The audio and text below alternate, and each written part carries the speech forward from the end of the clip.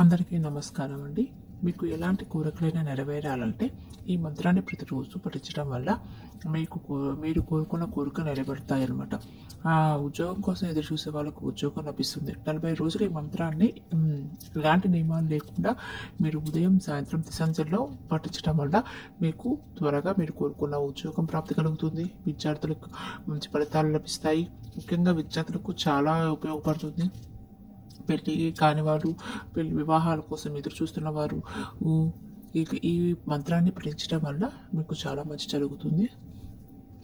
Please share, like, subscribe my channel. Thank you.